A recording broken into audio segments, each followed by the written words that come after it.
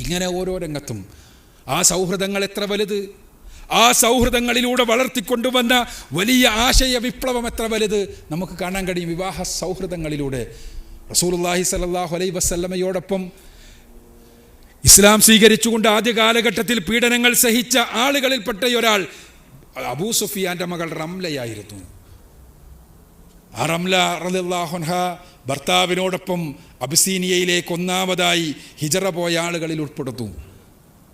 ആ റംല റളിയല്ലാഹു അൻഹക്ക് ഒരു കുഞ്ഞുണ്ടായപ്പോൾ ഉമ്മു ഹബീബ എന്നറിയപ്പെട്ടു. ആ ഉമ്മു ഹബീബ തൻ്റെ ഭർത്താവിനോടൊപ്പം അബിസീനിയയിൽ ജീവിച്ചു കൊണ്ടിരിക്കുമ്പോൾ അവിടെ ഭർത്താവ് അവിടുത്തെ ആളുകളുടെ കമ്പനികളിൽ പെടുകയും ക്രൈസ്തവരുടെ കൂട്ടായ്മയിൽപ്പെടുകയും അദ്ദേഹം മദ്യപാനിയായി തീരുകയും ഇസ്ലാമിൽ നിന്ന് പുറത്തു പോവുകയും ചെയ്തപ്പോൾ തികച്ചും അനാഥയായി മാറിയ ഉമ്മു ഹബീബ റളിയല്ലാഹു അൻഹ, അനാഥമായ നാട്, ആരാരുമില്ലാത്ത വിദേശ നാട്, ആരും പോറ്റാനില്ലാത്ത നാട്. മക്കയിലേക്ക് തിരിച്ചു ചെന്നാൽ ഇസ്ലാമിൻ്റെ ഏറ്റവും വലിയ ശത്രു അബൂ സുഫിയാൻ, ഇസ്ലാമിൻ്റെ ഏറ്റവും വലിയ ശത്രുക്കളായ സ്വന്തം ആങ്ങളമാർ. ഇവിടെയാണെങ്കിലോ ഭർത്താവ് ഇസ്ലാമിൽ നിന്ന് പോയി തന്നെ ഉപേക്ഷിച്ച് കളഞ്ഞിരിക്കുന്നു. ഒരൊറ്റ സ്ത്രീ എന്ത് ചെയ്യണം?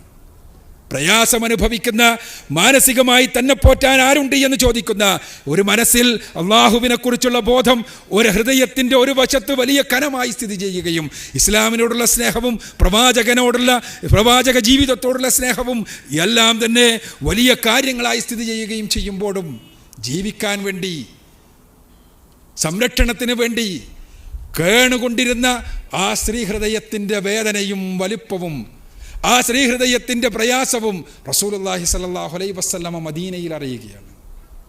അത് മദീനയിൽ എത്തിക്കഴിഞ്ഞതിന് ശേഷം മദീനയിൽ അറിയുകയാണ് റസൂലുള്ളാഹി സ്വല്ലല്ലാഹു അലൈഹി വസല്ലം. ഹിജറ കഴിഞ്ഞതിന് ശേഷമാണ് സംഭവം. ഈ മദീനയിൽ അറിഞ്ഞ പ്രവാചകൻ സല്ലല്ലാഹു അലൈഹി വസല്ലമ അവിടെ നിന്ന് ഇസ്ലാമിക സമൂഹത്തിൻ്റെ നേതാവ് എന്നുള്ള നിലക്ക് അബസീനിയയിലെ രാജാവിനോട് അറിയിപ്പ് കൊടുത്തതിൻ്റെ അടിസ്ഥാനത്തിൽ അവരെ ഇണയായി സ്വീകരിച്ചുകൊണ്ട് റസൂലുള്ളാഹി സ്വല്ലല്ലാഹു അലൈഹി വസല്ലമയുടെ സാന്നിധ്യത്തിലല്ലാതെ ഇണയായി സ്വീകരിച്ചുകൊണ്ട് മദീനയിലേക്ക് കൊണ്ടുവരുന്നതാണ് നമ്മൾ കാണുന്നത്. അവിടെ ആദർശത്തിന് വേണ്ടി എല്ലാവരെയും നഷ്ടപ്പെടുത്തിയ വ്യക്തിയെ എങ്ങനെയാണ് വിവാഹത്തിലൂടെ വലിയ തണൽ നൽകിക്കൊണ്ട് സംരക്ഷിക്കാനാവുക എന്ന വലിയ പാഠവും, അതോടൊപ്പം തന്നെ അബൂ സുഫിയാൻ കുടുംബവുമായി ഉണ്ടാക്കിയ ബന്ധം കൊണ്ട് അബൂ സുഫിയാൻ പിൽക്കാലഘട്ടത്തിൽ അബൂ സുഫിയാൻ റളിയല്ലാഹു അൻഹുവായി മാറിയ ഇസ്ലാമിക സമൂഹത്തിൻ്റെ നേതൃത്വത്തിലേക്ക് കടന്നു വന്ന അബൂ സുഫിയാൻ ആ കടന്നുവരലിന് അടിസ്ഥാനപരമായി നിമിത്തമായി മാറി.